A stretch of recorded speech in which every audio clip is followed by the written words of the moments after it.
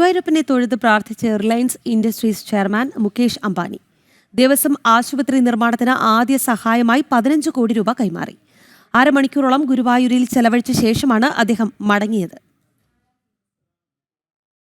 ഇന്ന് രാവിലെ 7:30 Mukesh Ambani ഗുരുവായൂരിലെത്തിയത്.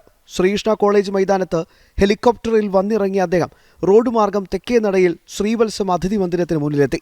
Devaswom chairman doctor VK Vijayan, ഭരണസമിതി അംഗങ്ങൾ, അഡ്മിനിസ്ട്രേറ്റർ OB അരുൺകുമാർ എന്നിവർ ചേർന്ന് അദ്ദേഹത്തെ സ്വീകരിച്ചു.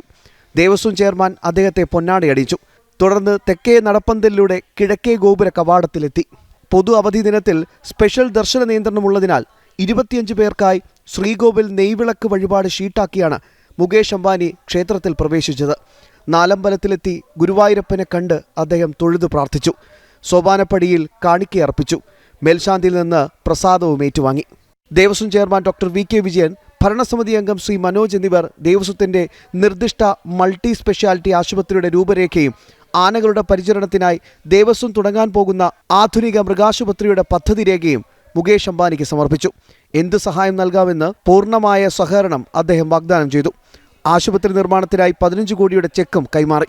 ഗുജറാത്തിൽ റിലയൻസ് ഉടമസ്ഥതയിലുള്ള വൻതാര വന്യജീവി പരിപാലന കേന്ദ്രത്തിന്റെ പ്രവർത്തന മാതൃകയിൽ ദേവസ്വത്തിലെ ആനകൾക്ക് മികച്ച പരിപാലനം നൽകാൻ അവസരമൊരുക്കാമെന്നും അദ്ദേഹം ഉറപ്പു നൽകി. ശ്രീ ഗുരുവായൂരപ്പ ദർശന പുണ്യം നേടിയതിന്റെ സംതൃപ്തി നിറവിൽ രാവിലെ 8 മണിയോടെയാണ് അദ്ദേഹം മടങ്ങിയത്. ജനം, തൃശൂർ.